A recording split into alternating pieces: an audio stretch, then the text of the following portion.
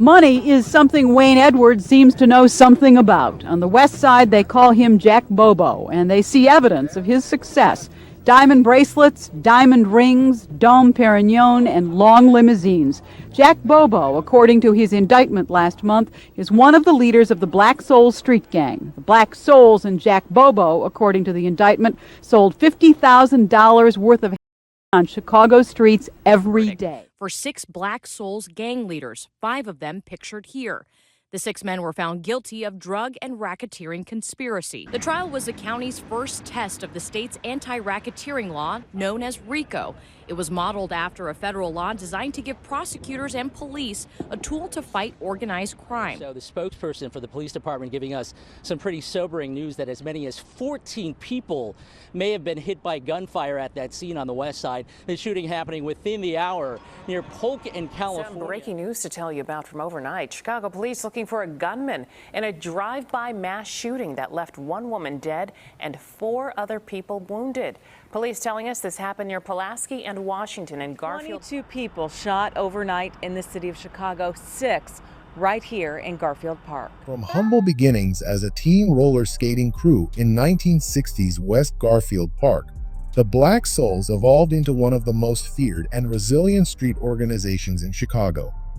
Founded in 1968 by Horace King Pee Wee Willis, the group started as a neighborhood response to vice lord aggression, but quickly transformed into a multi-faction syndicate fueled by loyalty, retaliation, and the drug trade. Unlike many other street gangs, the Souls operated through decentralized sets, each with its own leadership, alliances, and identity. From the early wars with rival gangs to federal racketeering convictions in the 2010s and 2020s, the Black Souls' history spans more than 5 decades and includes legendary figures, brutal deletions, and deep roots across West Side neighborhoods like North Lawndale, Austin, and East Garfield Park. This article traces their rise, major criminal cases, and current presence across key blocks, shedding light on one of Chicago's most secretive and enduring street gangs. In the suburbs. Tomorrow at 10, we'll report on the man known as Jack Bobo on the street. Officials charge he made a bundle selling and smuggled into Chicago through a Nigerian connection to Thailand. The Black Souls gang emerged in 1968 from Chicago's West Garfield Park neighborhood, founded by 18-year-old Horace King Pee Wee Willis. Originally formed by a group of teens who bonded over roller skating at a local rink, the Souls initially weren't gang affiliated. That changed when tensions with the vice lords forced them to form their own organization at Adams and Pulaski. The same year, the Four Corner Hustlers also took root nearby. Willis, related to Four Corner Hustler founder Walter Weed, forged a powerful alliance between the two groups. By 1969, the Black Souls began expanding into East Garfield Park and North Lawndale. 2 other groups, Soul Brothers and Impressionists, also formed around this time and would later merge or align with the Souls. The demise of Willis in 1969 by Chicago police during a botched robbery radically changed the group's direction. Enraged, the Souls rebranded as the Mad Black Souls and shifted toward violence and drug trafficking under new leadership, including William Earl Weaver and the Davis brothers. During the 1970s, multiple Soul factions emerged: the Gangster Black Souls, Black Soul Brothers, Impressionist Black Souls, Black Outlaw Soul Brothers, and even the Black Egyptian Cobra Souls, an offshoot of the dying Egyptian Cobras. These groups operated autonomously across neighborhoods like K-Town, East Garfield Park, and Austin, often claiming different alliances, folk, or people depending on their location and business partnerships. By the early 1980s, the Souls became known for brutal retaliatory violence. Remy Baker, according to federal officials and Chicago police, is high on the ladder of international Nigerian drug runners. And Baker is accused of having a direct link to Jack Bobo and the Black Souls of Chicago. Baker and 3 other Nigerians are indicted for the delivery of here. Jack Bobo and others are accused of operating an open-air market selling that China white at Walnut and Holman on Chicago's west side. Leaders like Sam McKay and Wayne "Jack Bobo" Edwards built a drug empire on Chicago's west side, profiting from H distribution along major corridors like Cicero Avenue and Chicago Avenue.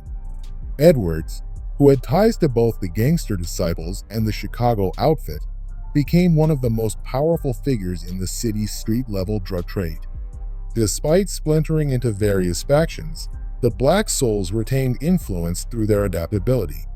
Some cliques allied with the Vice Lords, others with the Gangster Disciples.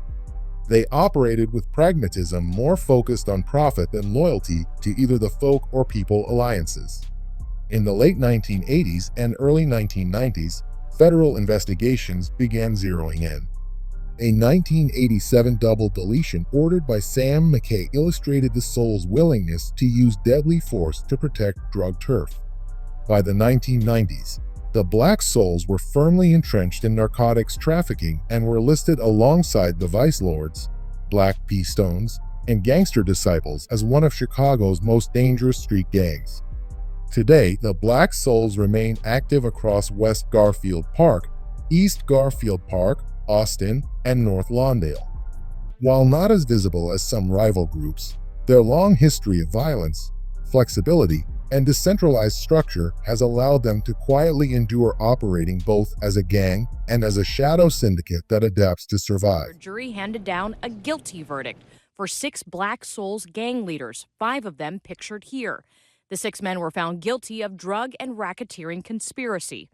For over a decade, the Black Souls terrorized a West Side neighborhood through violent crimes to protect their illegal drug trade, including committing an execution-style in broad daylight of a neighborhood man who was brave enough to report them. In a landmark victory for Illinois prosecutors, 6 high-ranking members of the Black Soul Street Gang were sentenced to life in prison after being convicted under the state's racketeering laws. The case, one of the most significant gang prosecutions in Chicago history, exposed a deadly criminal enterprise that fueled violence and drug trafficking on the city's west side. The investigation, dubbed Operation 40 Caliber, was launched following the 2012 deletion of Claude Snelligan, an East Garfield Park resident who had cooperated with law enforcement against the gang. Snelligan was gunned down after refusing a $3,000 bribe to drop charges against several Black Souls members who had assaulted him. The convicted men Cornel Dawson, Taryn Odom, Antoine Davis, Clifton Lemon Jr., Ulysses Polk, and Dwavin Spears were found guilty. The Black Souls operated a 6-block stronghold in West Garfield Park, enforcing brutal discipline and maintaining a rigid hierarchy. During the trial, prosecutors laid out a grim picture of the gang's inner workings. Evidence showed that members were deleted for internal violations, including one suspected of stealing drug money, his body later found in a shallow grave. Key testimony came from former members and insiders who struck plea deals in exchange for their cooperation. The Bucci Gang, also known as 1600, is based around 16th and Holman in North Lawndale. This faction is deeply rooted in the original K-Town zone and is one of the oldest active sets representing the Black Souls on the west side. Over in West Humboldt Park, the Erie Money Gang, also known as Diddy City, holds down the intersection of Erie and Lamont, with influence stretching to nearby Erie and La Vernie. This clique has been active since the 1990s and is known for honoring fallen members like Diddy and Nut. The Hub represents the Black Souls near Hubbard and Lamont, with a strong presence along Hubbard and Cicero and Hubbard and La Vernie. This set has been active since the 1990s and is considered a key player in the Austin district. Zoo Street, based at Fulton and Kedzie, is another high-profile East Garfield Park faction, known for volatility and being a hot corner in local gang maps. Zoo Street has long held its turf and is known to be involved in ongoing street conflicts. Shorty Gang operates out of Fulton and St. Louis and is tightly clicked with all other East Garfield Park Black Souls. They're frequently at war with East Garfield GD sets, especially YSL 100 Zone. In East Garfield Park, the NLMG represents the new life Black Souls operating from Karlov and Wilcox, as well as Pulaski and Wilcox. Despite being boxed in by rivals, D-Block has built a reputation for holding their ground and remaining aggressive on defense. Quismob is stationed at Walnut and Kedzie and is another active East Garfield Park Black Soul set. Lastly, the Black Souls may not be as publicly visible as some of their rivals, but their legacy is carved into the very fabric of Chicago's West Side. Through brutal enforcement, strategic alliances, and a willingness to adapt to changing gang politics, the Souls survived law enforcement crackdowns, internal splits, and the deaths of multiple leaders. From Operation 40 Caliber to the life sentences handed down to top bosses, law enforcement has struck major blows, but the decentralized nature of the gang means various sets still operate today, from 16th and Homan to Erie and Lamont. While they no longer wield citywide power, their structure, part gang, part syndicate, continues to exert influence in local blocks and underground economies. The story of the Black Souls is one of survival, transformation, and the cost of loyalty in a city shaped by cycles of violence and resistance.